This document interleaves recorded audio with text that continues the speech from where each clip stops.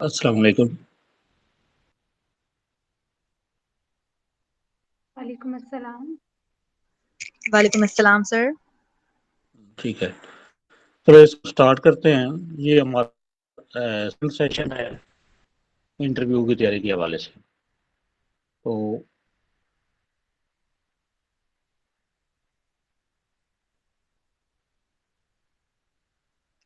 इससे पिछले सेशन में हमने कुछ स्टार्ट किया था कि इंटरव्यू की तैयारी के लिए कुछ बेसिक गाइडलाइंस जो हैं वो आपके साथ शेयर की थी मैंने। कि उसके बाद जो आपका व्हाट्सएप ग्रुप बना है उसमें कुछ काम मैंने ज़िम्मे लगाया था, कुछ असाइनमेंट आपकी जो है वो आपके ज़िम्मे लगा दी गई थी। तो उन असाइनमेंट्स में जो दो चार टॉपिक मिसिंग हैं तो वो मैंने सोचा कि उनको आज कवर कर लेते हैं।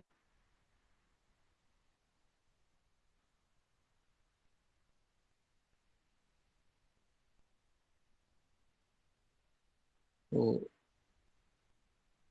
थोड़ा सा मैं वो पिछला भी शेयर कर लेता हूँ अगर किसी का रह गया हो।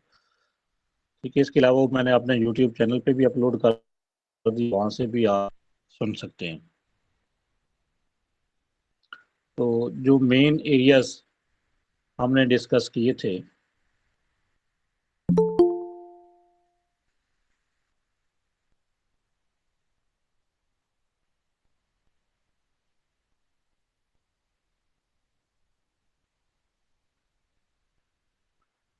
इसमें ये था कि इंट्रोडक्शन कैसे करवाना है, इसको हमने बड़ा डिटेल के साथ डिस्कस किया था इंट्रोडक्शन को, इसके स्टेप बना के। ठीक है, वो इन स्लाइड्स में आगे अवेलेबल भी हैं, जो स्टेप हमने जिस तरह उनको स्टडी किया था। इसके अलावा जॉब एक्सपीरियंस, स्टिक प्रोफाइल, ठीक है, डेवलप करना है इंटरव्यू का, ड्रेस किस किस्म का होना चाहिए। ठीक है, और उसके बाद जो आपने कंटेंट करना है उसमें जनरल नॉलेज, ठीक है, और जनरल नॉलेज में करंट अफेयर, उसके बाद आपने सब्जेक्ट का पोर्शन। ठीक है, इसके अलावा मैंने कहा था कि उसमें सिचुएशनल क्वेश्चन जो है वो कुछ पूछे जा सकते हैं, और एक आध जो है डेमो लेक्चर भी स्टूडेंट से लिया जाता रहा है, तो आपने भी एक डेमो लेक्चर जो है वो तैयार करके जाना है। ठीक है, उसके बाद जो इंट्रोडक्शन था उसको हमने तीन पार्ट्स में डिवाइड किया था। जो आपने अपना इंट्रोडक्शन करवाना है कि उसमें सेल्फ इंट्रोडक्शन कैसे करवाना है। ठीक है, उसके बाद सेल्फ इंट्रोडक्शन के बाद आपने अपना एजुकेशनल बैकग्राउंड बताना है, और उसके बाद आपकी कोई स्किल है या आपको कोई एक्सपीरियंस है तो वो बताना है। ठीक है, ये तो था कि इंटरव्यू के हवाले से कैसे होना। उसके बाद मैंने कुछ आपके जिम्मे असाइनमेंट, तो उन असाइनमेंट्स में से जो टॉपिक कुछ मिस थे वो मैंने सोचा है कि उनको आज कवर कर लेते हैं।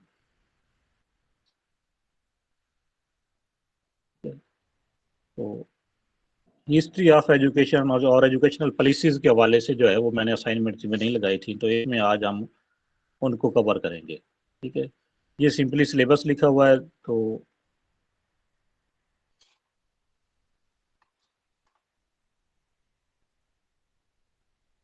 इनको इन चीज़ों को हम ऑलरेडी डिस्कस कर चुके हैं पहले। ठीक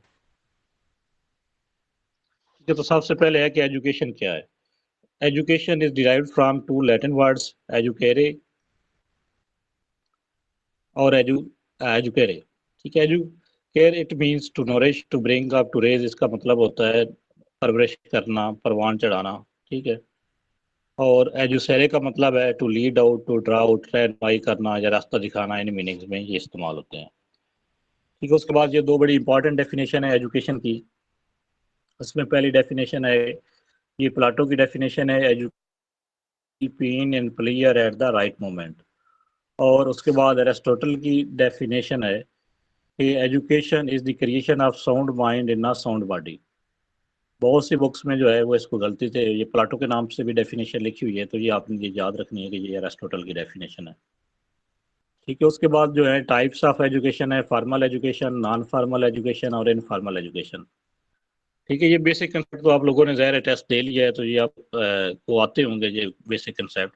फॉर्मल एजुकेशन जो है वो जो अपर स्कूलिंग होती है उसको हम फॉर्मल एजुकेशन कहते हैं, जिसमें हम जो है वो कोई स्कूल या कोई इंस्टीट्यूट, कॉलेज, यूनिवर्सिटी को वहाँ पे जाके क्लासेस अटेंड करते हैं। उसका कोई खास दौरानिया होता है, एक फिक्स्ड करिकुलम होता है, एक फिक्स्ड टाइम टेबल होता है, कोई एज लिमिट होती है उसकी। ठीक है, तो ऐसी एजुकेशन जो कि जिसके लिए हम कोई एजुकेशनल इंस्टीट्यूशन ज्वाइन करते हैं, उसकी कुछ रूल्स एंड रेगुलेशन फिक्स होते हैं, फिक्स एज होती है, ठीक है। उसके जो ऑब्जेक्टिव्स है वो फिक्स होते हैं, तो उसको हम कहते हैं फॉर्मल एजुकेशन। उसके बाद नॉन फॉर्मल एजुकेशन वो एजुकेशन है जो कि हम अपनी जो काबिलियत है, हम करने की सलाहियत है, ठीक है, उसको बढ़ाने के लिए हम हासिल करते हैं। कोई कोर्सेज वगैरह करते हैं, कोई डिप्लोमा करते हैं, कोई रिफ्रेशर्स कोर्सेज करते हैं, ट्रेनिंग्स वगैरह अटेंड करते हैं, ठीक है। तो वो सारी जो है वो नॉन फॉर्मल एजुकेशन में आ जाती है, ठीक है। और दूसरी चीज जो है, नॉन मीडिया का इस्तेमाल भी किया जाता है, ठीक है, जैसा कि ओपन यूनिवर्सिटी में है या वर्चुअल यूनिवर्सिटी में है, डिस्टेंस लर्निंग जो होती है। तो इस तरह से नॉन फॉर्मल एजुकेशन की टाइप्स हैं। इसमें जो रूल्स एंड रेगुलेशन है वो फ्लेक्सिबल होते हैं, ठीक है, फिक्स नहीं होते। उसके बाद थर्ड नंबर पे है इनफॉर्मल एजुकेशन।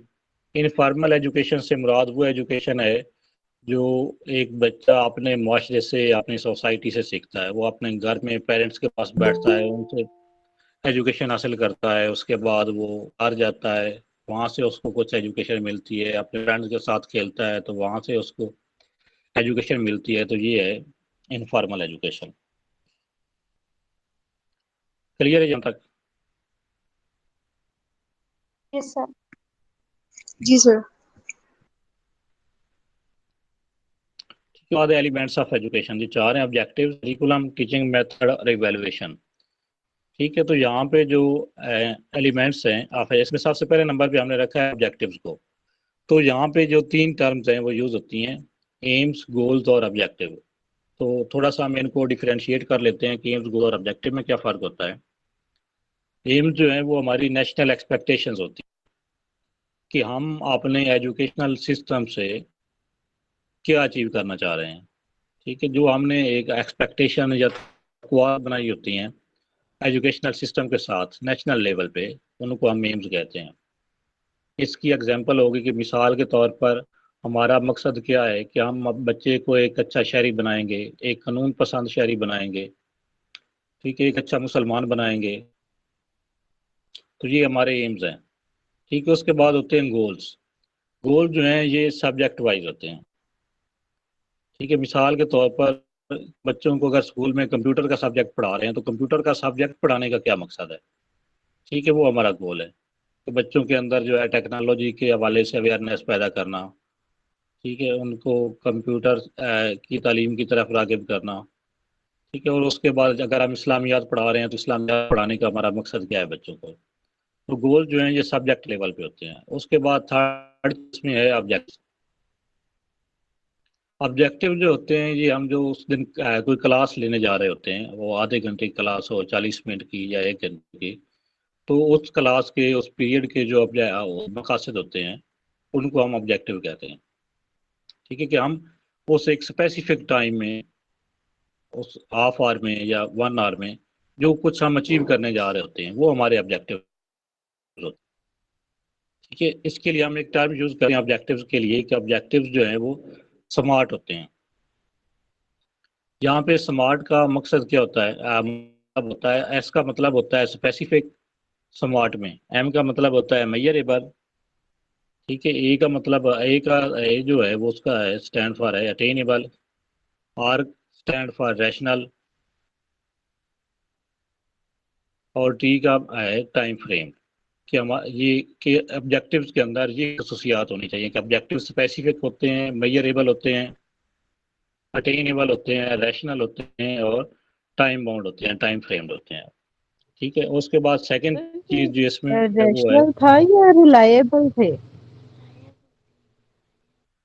रिलायबल कह लें, लेकिन रैशनल जो है उसका वो है कि जो मंतकी होते हैं, मतलब लॉजिकल ऑब्जेक्टिव होते हैं हमारे, ठीक है। उसका मतलब ये है कि मिसाल के तौर पर आप थर्ड क्लास को पढ़ाने जा रहे हैं, तो थर्ड क्लास में आप कोई ऐसे ऑब्जेक्टिव तो नहीं रख सकते ना कि जो वो बच्चे अचीव ही ना कर सकते,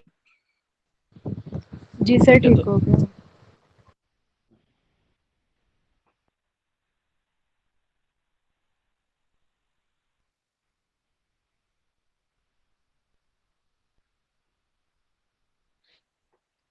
ठीक है, उसमें सेकंड चीज है कंटेंट।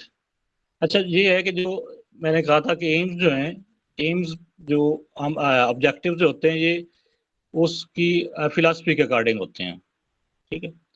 ऑब्जेक्टिव बनाते वक्त हम फिलॉसफी को मद्देनजर रखते हैं। सबसे जो मेजर चीज़ होती है इसमें, इसका मतलब ये बिल्कुल नहीं है कि इसमें हम बाकी चीज़ों को, साइकोलॉजी को या बाकी चीज़ों को इग्नोर कर देते हैं, लेकिन जो मेजर हिस्सा होता है, फोकस होता है ऑब्जेक्टिव्स का, वो होता है फिलॉसफी के अकॉर्डिंग।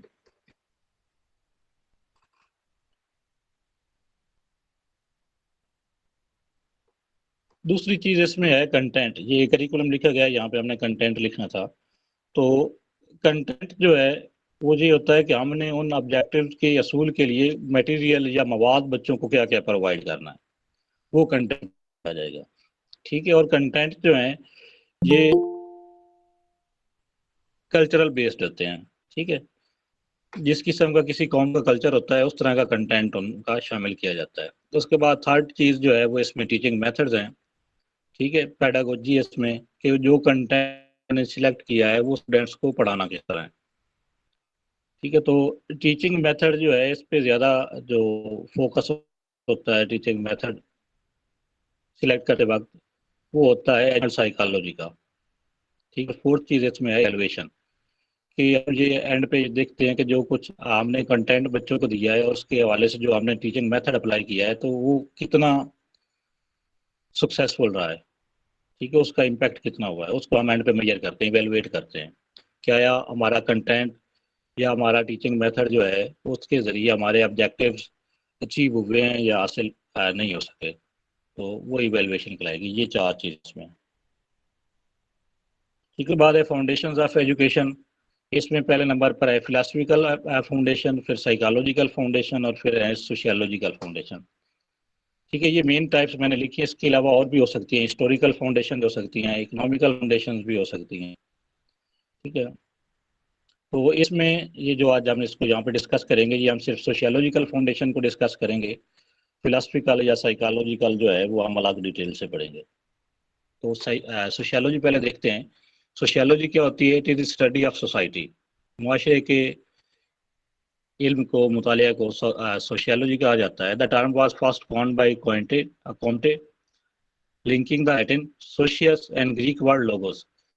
सोशियोलॉजी है ये दो अल्फाज से मिलकर बनाए। इसमें एक लैटिन वर्ड है सोशियस और एक ग्रीक वर्ड है लोगोस। तो इसका मतलब हो गया स्टडी ऑफ सोसाइटी।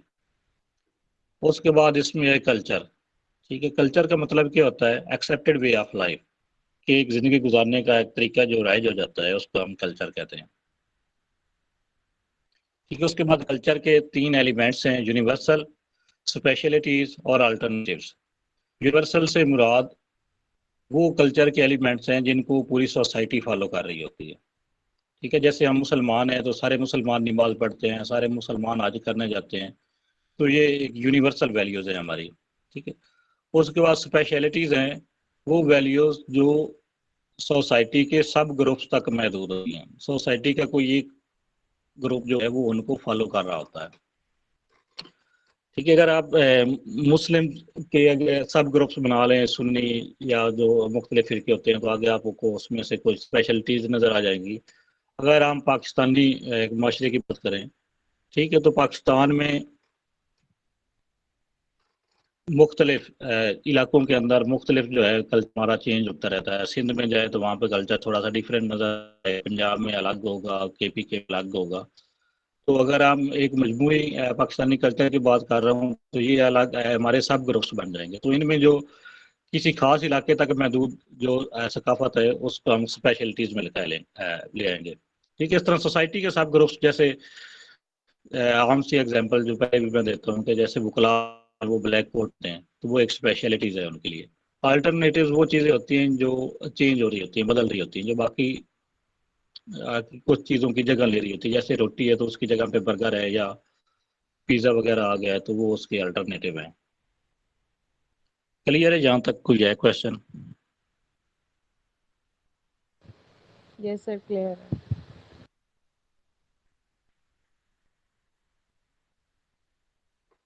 ठीक है। उसके बाद है social roles in education. Sociology जो है ये इसके तीन तरह के रोल्स है एजुकेशन में, कंजर्वेटिव, क्रिटिकल और क्रिएटिव।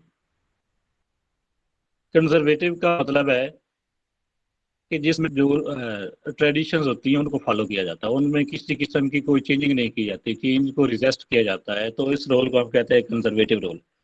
क्रिटिकल रोल वो है जिसमें जो हमारी वैल्यूज बड़े लंबे अरसे से चली आ रही होती हैं, उनको हम देखते हैं कि इनमें कुछ ही वैल्यूज जो हैं वो एक्सपायर हो चुकी हैं या जिनकी माशरे को जरूरत नहीं है। ठीक है, कौन सी वैल्यूज वो नेक्स्ट जनरेशन तक हमें ट्रांसमिट करनी है, नेक्स्ट जनरेशन तक पहुंचानी है। तो इस तरह वैल्यूज का जो तजिया किया जाएगा वो क्रिटिकल तजिया होगा, और क्रिएटिव होगा कि कौन कौन सी नई वैल्यूज जो है वो हमें सोसाइटी के अंदर इंट्रोड्यूस करवानी है।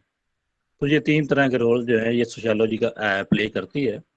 पहले नंबर पर है कंजर्वेटिव रोल, ठीक है, कि जो वैल्यूज चली आ रही है बड़े लंबे अरसे से उनको उसी तरह नेक्स्ट जनरेशन तक मुंतकिल करना। उसके बाद क्रिटिकल रोल, तो उन वैल्यूज को इवेलुएट करना, देखना कि कौन सी वैल्यू